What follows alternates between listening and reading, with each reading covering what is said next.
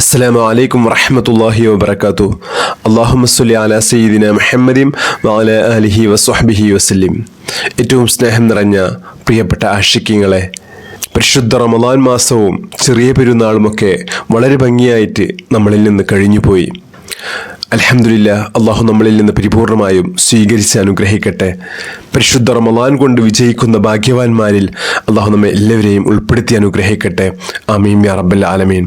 ഇനി നമ്മൾ വളരെയധികം ശ്രദ്ധിക്കേണ്ട ഒരു കാര്യം, പരിശുദ്ധ റമളാനിൽ നമ്മൾ നേടിയെടുത്ത ആത്മപരിശുദ്ധി അത് ഇനിയുള്ള ദിവസങ്ങളിൽ അതേപടി നിലനിർത്തുക എന്നതാണ്.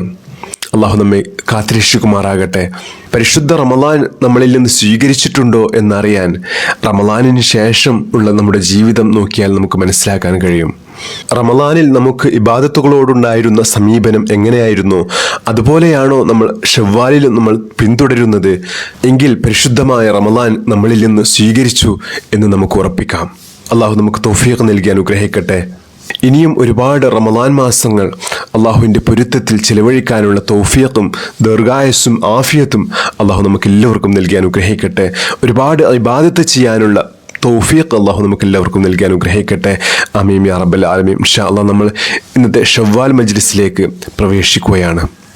بسم الله الرحمن الرحيم. الحمد لله رب العالمين. اللهم صل على سيدنا محمد وعلى آله وصحبه وسلم.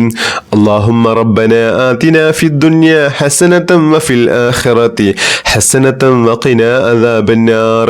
اللهم ربنا تقبل منا إنك أنت السميع العليم وتب علينا إنك أنت التواب الرحيم. آمين برحمتك يا أرحم الراحمين. بحق صلى الله على محمد صلى الله عليه وسلم. صلى الله على محمد صلى الله عليه وسلم. اللهم صل على محمد يا رب صل عليه وسلم.